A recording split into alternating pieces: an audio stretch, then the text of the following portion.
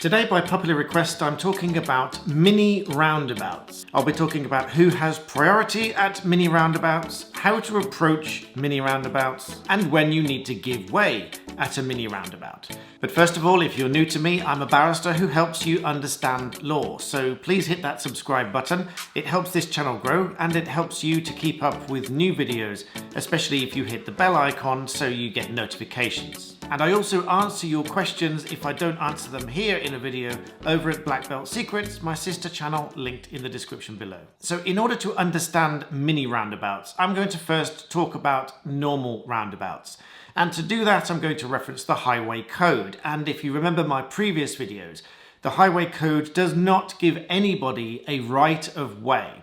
It indicates when you should give way to someone else, and it emphasizes that you should have consideration for all road users at all times in order to reduce the likelihood of a collision. So with that in mind, you can look to section 4 of the Highway Code, which deals with roundabouts. And the relevant rules are 184 to 190. Now, whilst the opening to Rule 184 might sound a little obvious, I'm going to read it anyway, because many people may forget that actually there is a lot of information available when approaching a roundabout, and this is applicable to any roundabout you might approach. Rule 184 says, on approaching a roundabout, take notice and act on all the information available to you, including traffic signs, traffic lights, lane markings, which direct you into the correct lane. We've all, dare I say it, seen someone that is in the left-hand lane to turn right, the right-hand lane to turn left, and so on. Use the mirror signal maneuver at all stages.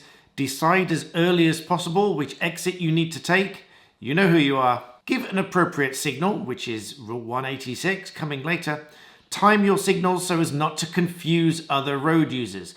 Yes, that's right, every vehicle should have working indicators and they should be used to indicate where you're going before you've started going there. And on a serious note, for a roundabout, you should be indicating as you pass the exit before the one you want, or if it is the first one and you're turning left, you should be indicating left on approach to the island so that everyone knows you are turning left. Whereas if you are going straight on, you should indicate as you pass the exit to the left, and if you are going right or doing a U-turn and coming back on yourself, of course, you should be indicating right as you approach the island. Get into the correct lane, adjust your speed and position to fit with the traffic conditions.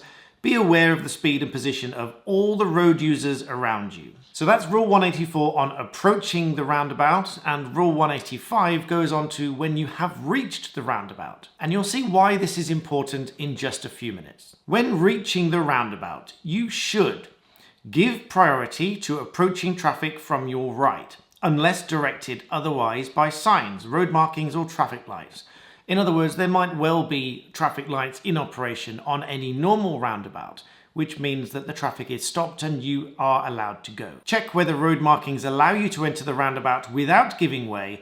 If so, proceed, but still look to the right before joining. Now, this is important because this goes back to Rule 184, when I said it is important to be aware of all of the information available to you on approach so that you can utilize that information when you actually use the roundabout. The markings on the floor, you will be aware of give way lines. And of course, if it's a give way, it's an indication that you should give way to the right.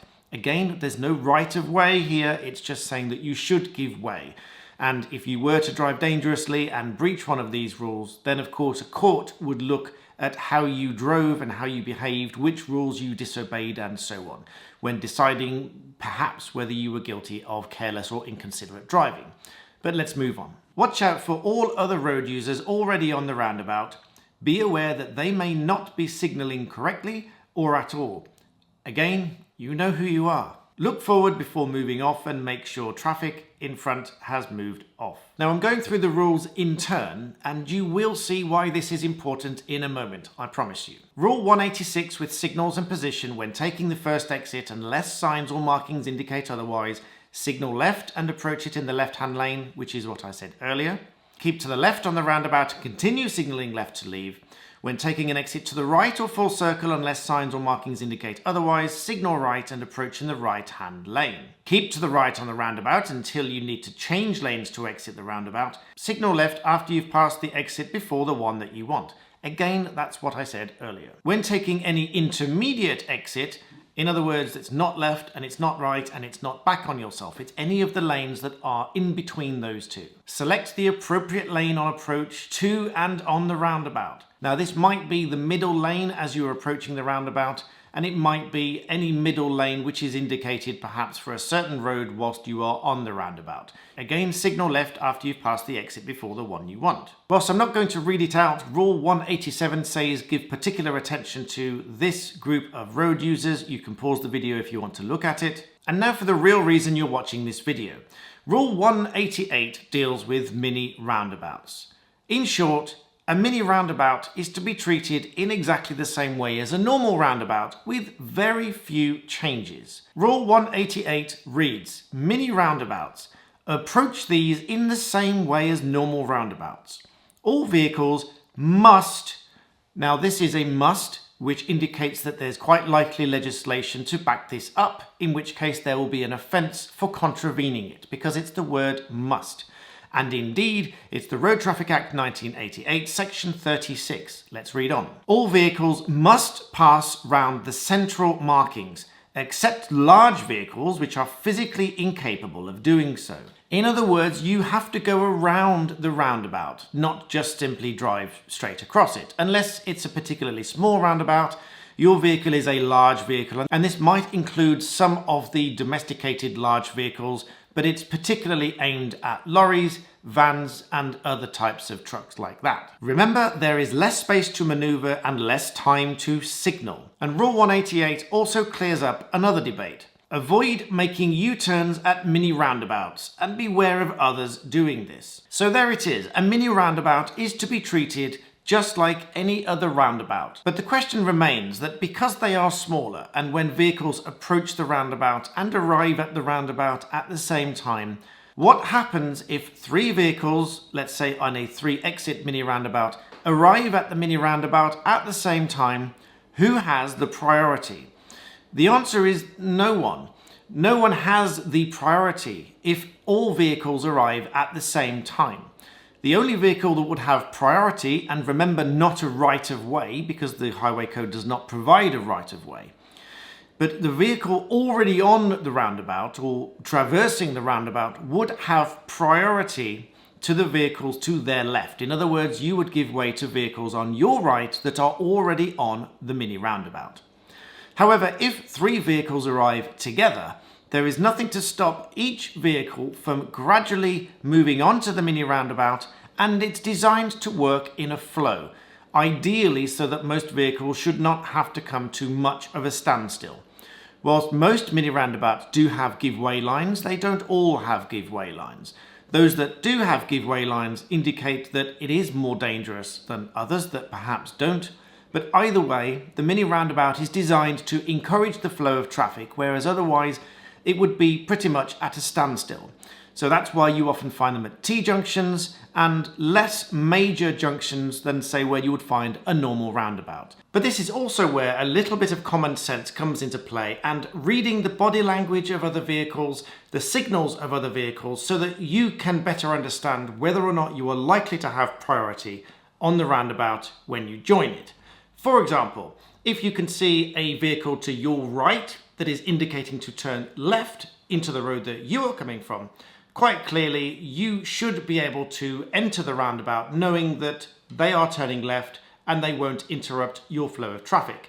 However, you must be aware that this is not going to be a slam dunk defense in the event of a collision, i.e. relying on someone else's indicator is not an automatic defense if the case ends up in court. But it will be persuasive because the court will ultimately look at the facts as to what each party says, and if they concede that they were indicating left, that is likely to be taken into consideration. On the other hand, if the vehicle to your right is indicating to turn right, obviously they are going to intend to cut across your path, and if their vehicle's body language looks like it's going to turn right, then I would be minded to yield priority to the right because they are more likely to cut across my path than if they're going to turn left. So ultimately, these roundabouts do require a lot of consideration, both of the markings on the road and any signs to give way that are up, but also the signalling of other vehicles and the body language of that vehicle, which I think is an excellent term that I didn't create and I can't take credit for. It came from a YouTube channel called Get Driving, which I will put a link to in the description, and I'm more than happy to give a shout out to. This is not a sponsored video by any means. I just think that the video that I link to below is an excellent description of this body language of vehicles when approaching mini roundabouts. So I think it's an excellent video to watch, and I encourage you to watch it after this video. In the meantime, let's look at an example of a mini roundabout that I shot with my drone. Legally, I might add. I will link to my drone law video in the description below. Let's look at some examples of traffic in flow and in motion. So as you can see, this is a 3-exit mini roundabout, albeit a little worn out. It's designed to ease the flow of the traffic, which would otherwise get a little backed up because of the volume of traffic going through at rush hour. This approaching tractor is an example as to why mini roundabouts do not have curbs, because it needs to drive over the middle in order to get round safely, otherwise it wouldn't have space to do so. Equally, this lorry has a fairly long wheelbase, and even it needs to straddle its rear wheels across the central point. But looking at this clip again, you can see that the two cars and the flatbed lorry have effectively arrived at the roundabout at the same time, but the flatbed lorry takes the initiative and goes onto the roundabout, and then the other car follows suit, and all of it is designed to flow in this way.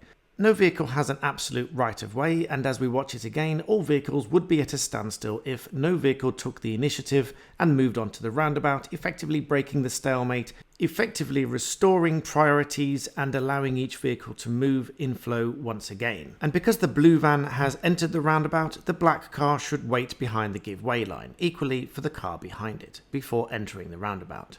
Just as an observation from this footage, the smart car on the left stops well ahead of the give way line, which in my view is going to make it more difficult to enter the roundabout safely and to get the best possible view. Now, just to round off, Rule 189 talks about double mini roundabouts, and it reads, "At double mini roundabouts, treat each roundabout separately and give way to traffic from the right." So as we said before, a mini roundabout is to be treated as any other roundabout, giving way to the right, and just because there are two mini roundabouts in short succession of each other, they are not to be treated as one large roundabout or one large junction. They are to be treated as separate roundabouts. So that's clearing up another disagreement that many people have as to whether they are to be treated as one junction. And in some areas of the country, such as Hemel Hempstead was my first experience, Rule 190 deals with multiple roundabouts, and this reads as follows. At some complex junctions, there may be a series of mini roundabouts at each intersection, and this is the key to understanding this. Treat each mini roundabout separately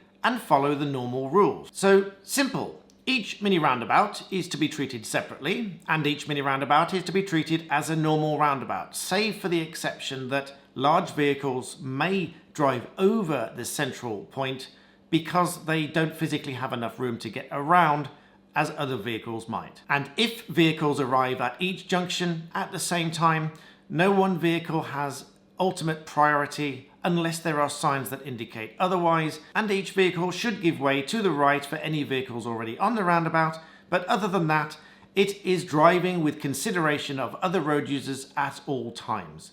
That is ultimately what a court would look at if a collision ends up in court with a dispute over liability and, sadly, personal injuries. So I hope you found this analysis and overview video of mini roundabouts useful. Please give it a thumbs up if you did. And if you enjoy the road traffic videos, I have several playlists which I will link below. You can watch them one after the other. They should play in succession. And remember, stay humble and subscribe.